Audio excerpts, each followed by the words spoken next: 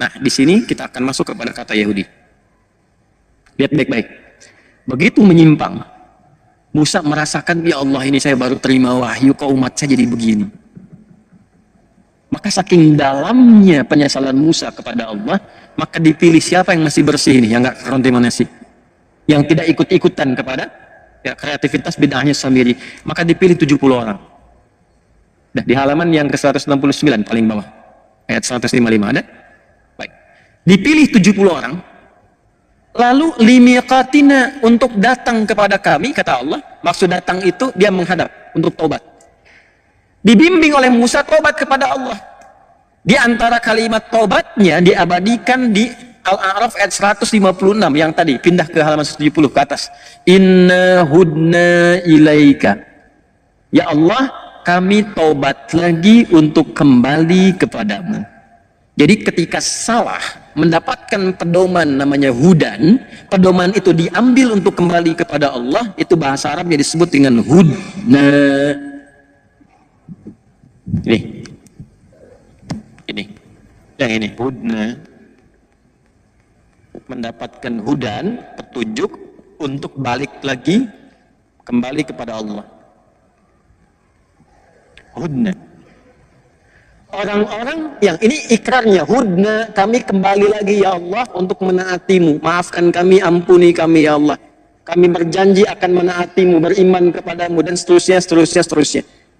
Orang-orang yang komitmen dengan ini semuanya disebut hadu namanya. Ini di mana ditemukan kalimat hadu di Quran? Di Quran surah kedua Al-Baqarah ayat 62 paling kiri sebelah atas.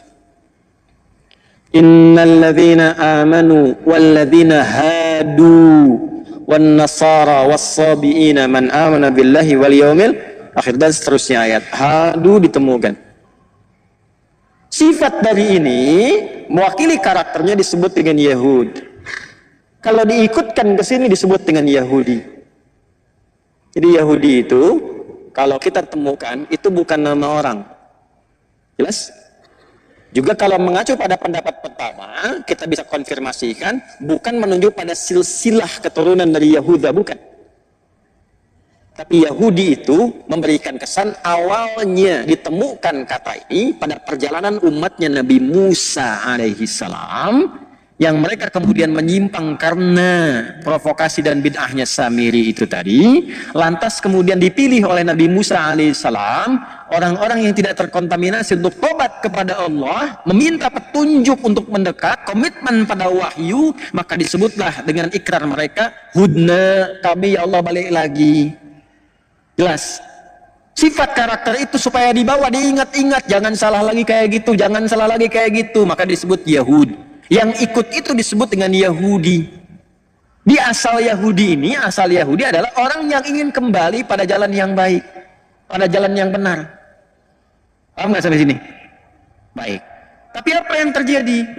Setelah peristiwa ini, sudah Allah terima taubatnya, tapi yang salah tetap salah. Yang salah dihukum, yang benar kemudian diberikan masa tenggang untuk berkehidupan terus sesuai dengan ajalnya.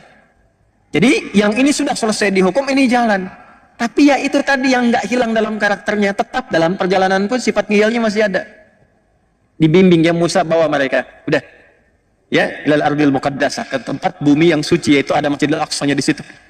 Bawa ke situ. Saat dibawa itulah teman-teman sekalian sudah tinggal masuk, jaraknya sudah dekat, sudah tinggal masuk.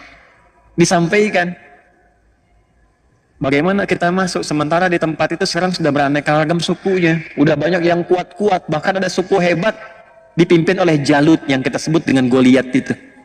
Musa, kami nggak mau masuk lah, di sana kami takut katanya kan. Nah, ini saya konfirmasikan, penindasan yang berlangsung selama era Firaun itu membentuk karakter Yahudi ini, kalau disebut Yahudi, atau kalaupun dilekatkan kepada kata Bani Israel, sebetulnya membentuk karakter sifat takut yang sangat dalam. Jadi Yahudi itu sebenarnya penakut. Penakut. Saya konfirmasi ya, Yahudi itu sebetulnya penakut. Nanti kalau satu saat Anda umrah atau haji, mungkin bersamaan dengan saya, misal satu masa, nanti saya ajak antum ke satu benteng yang waktu itu ada Yahudi Madinah. Di benteng yang paling populer di sana itu bentengnya Ka'ab bin Ashraf. Jadi dari dulu untuk menutupi ketakutan itu mereka selalu membuat benteng-benteng besar sebagai perimeter supaya diisolasi di dalamnya. Nah itu diabadikan di surat Al-Hasyr. Makanya kalau sekarang antum lihat di wilayah Palestina yang diklaim itu, ya kan? Antum temukan benteng-benteng besar sebagai penutup, itu sebetulnya bukan menunjukkan ketinggian teknologi, kehebatan, bukan. Untuk mengonfirmasi sifat takut mereka.